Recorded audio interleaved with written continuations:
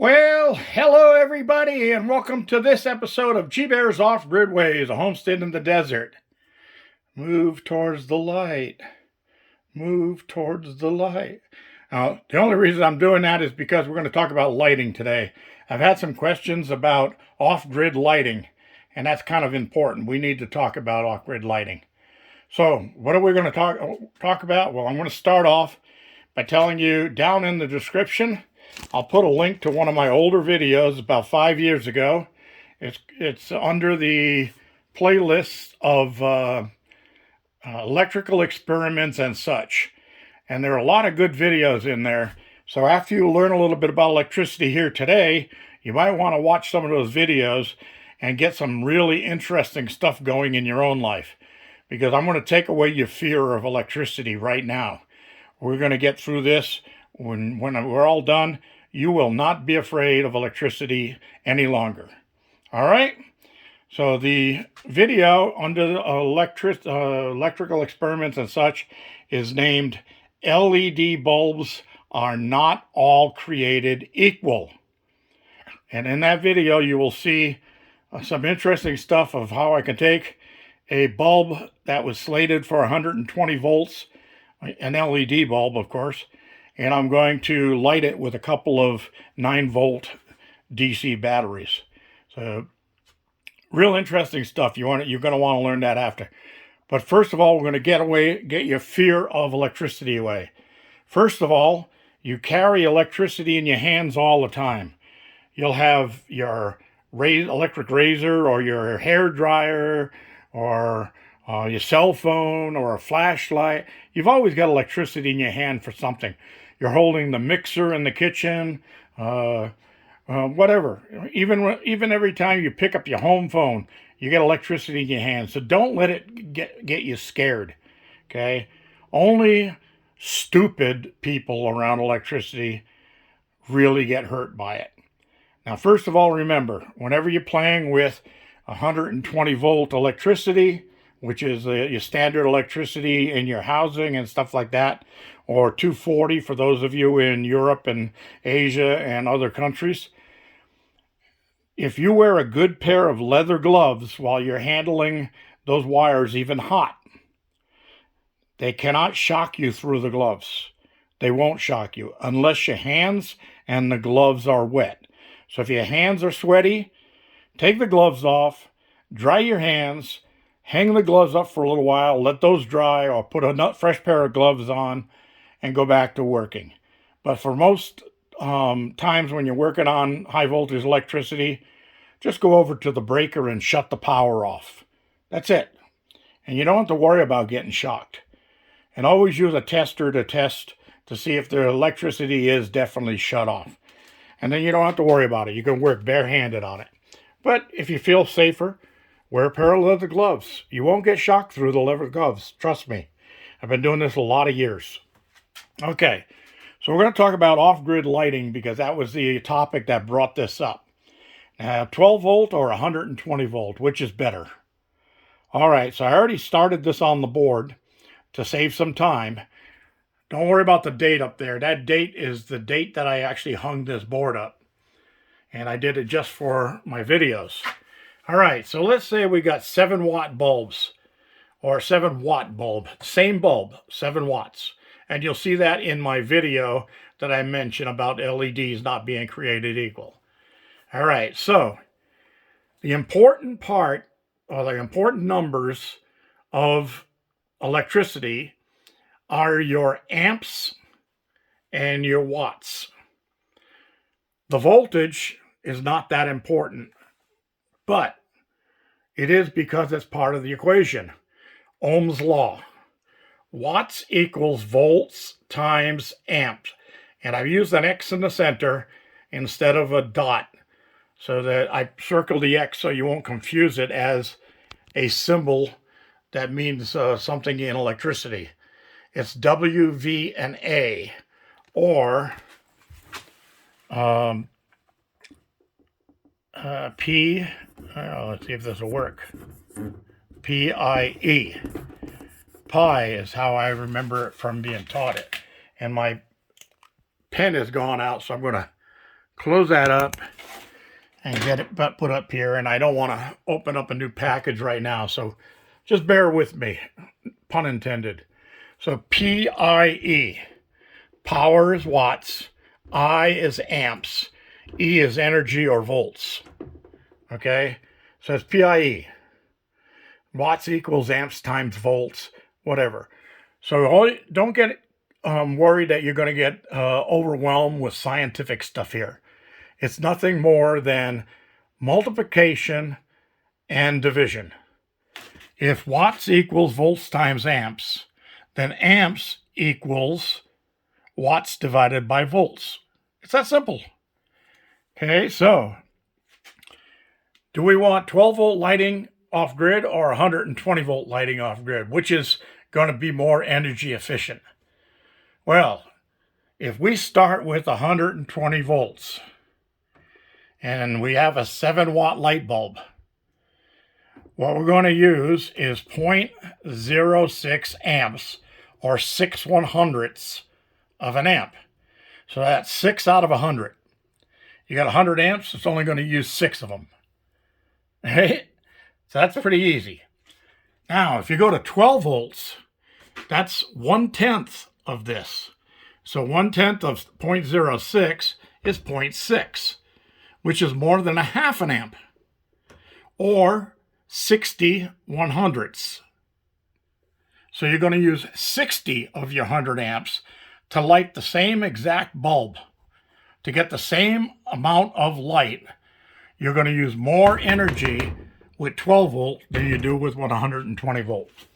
What's that mean? Well, that means let's get with it. We're going to use 120 volts for our lighting. It's going to save you energy in the long run. All right? So, that being said, I'm going to move on to very quickly covering electrical wiring in 120 volts for lighting. I probably should have a pen to write on the erase board here, and I don't have one available. So, see, what is this? That's nothing.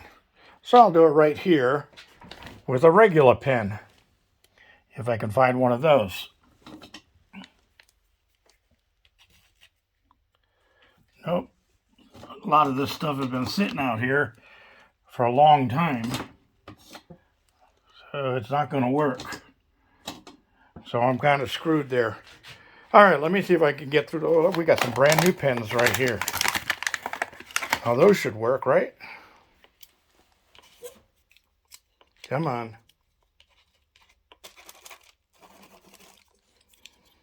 Well, they should work, but they're not. Oh, we got it to right. All right. So, for electrical lighting, you got the two most popular that you're going to use in electrical lighting with 120 volts. Some people say 110 volts, but that's old school electricity. Everything now is either 120 or 240. All right, so we got two different switches here. They look the same, but what's different is on this one, there's only 2 screws on one side, and they're both gold-colored screws. Okay, that's called a single pole switch. I know it sounds weird that it's a single pole switch and it has 2 poles, but that's just because it's a single pole switch, because all you're going to do is have a power wire coming into this side and then going out of this side over to the light bulb. And all the switch does is open or close that connection between the two. It's that simple. Okay, next you'll have what's called a 3-way switch. And like I said, they look the same, except this one has, on this side, it has a black and a gold screw, and on this side, it has a silver screw. That makes it pretty easy to figure out. Okay? And I'm sweating like crazy in here, so excuse me while I wipe my brow every now and then. But here's the way this works. Okay, with a single pole, you have your electrical box for your switch, which is a 2x4 rectangular box. So coming into that box from your power source, you're going to have at least a 14-2 for residential, 12-2 for commercial. So you're going to have your power coming in, and you're going to have one black, one white, and one ground. All right? And I've got to stop a second and head down here and wipe my brow. It's another hot day. It's over 100 degrees outside. And I've been trying to get things done. But every now and then, you need a break from the sweat. Okay, so let's head back over here. I know we're running a little long today, but trust me, this is very interesting and very simple. Let's get back here. We got our 2x4 box, and we got, coming into it is our power line. Okay, so we'll put a P here. Stupid pens, brand new, and they don't want to work. Anyway, so on that, you're going to have the white, the black, the white, and the bare or the green. So on that, you're going to take the black and connect it to the screw on the bottom of your switch. Okay. I do it on the bottom just so I remember that's the power coming in. And then the one on the top is the power going out. So going up to your light source, you're going to have another, what a piece of crap set of pins. I don't usually buy these things. I think these were given to me.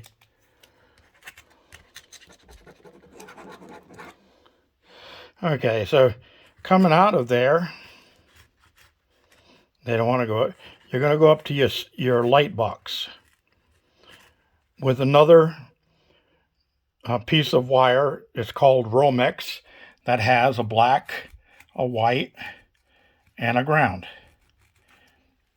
Okay, so on the black that's going out is going to go on your screw on the top of the switch.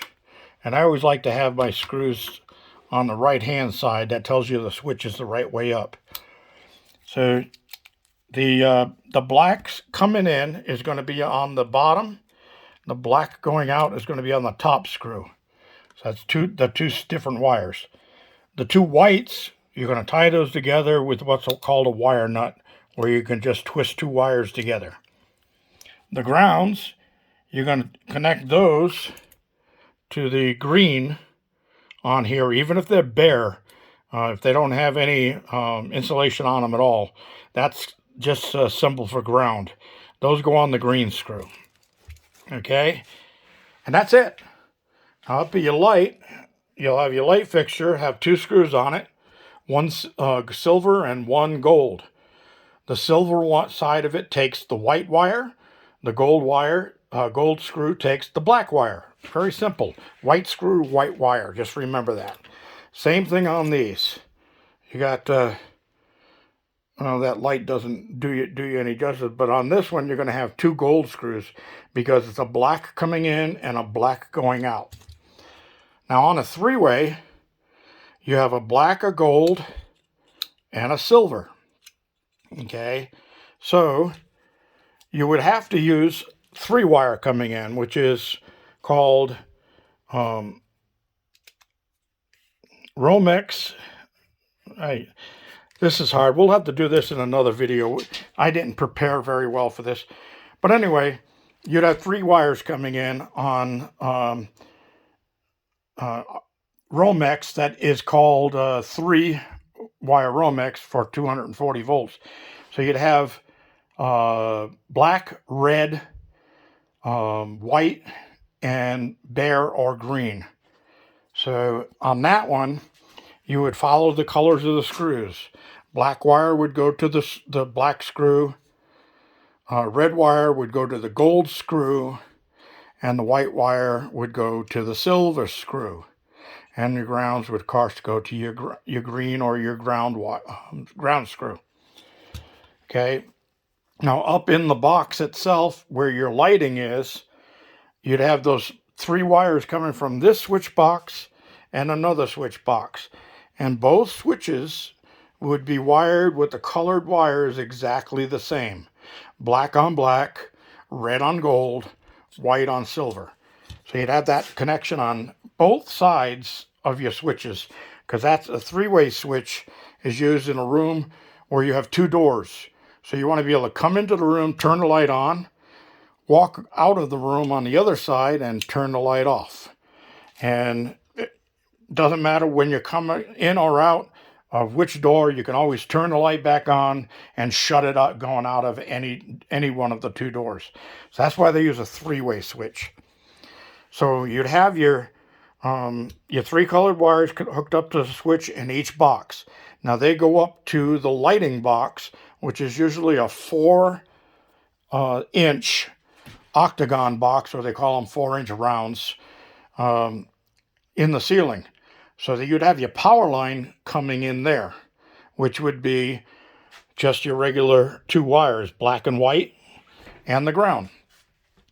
So you got a whole bunch of wires up there in the ceiling. Now, how do you sort those out? Very simple. You take the 3 wire sets, and you're going to connect the reds together and the whites together. Okay. Now you're going to take all the whites that are in that box. You know what? I got to do this on board. So let me do this in a second video. We're getting a little bit long here. 3-way wiring is a little bit more complicated, and it's easier if you see it than me trying to describe it.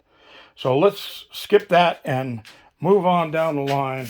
I'm going to get out of sweating here into my eyes and go inside to have a cold one and cool down in the air conditioning and that stuff. All right. So any questions, comments down below. I'm sorry if the last part confused you. Just skip it and just remember the first part of this video. Also, don't forget to go to my electrical experiments and such and look at some of the videos there. They'll be pretty interesting to you. This is G Bear thanking you for joining me. Don't forget to give me a thumbs up. Don't forget to subscribe and share. And you may want to save this video so that it's saved on your end. If you need to go back and look at it to remember what I said about lighting, you'll have it there. This is G Bear signing off.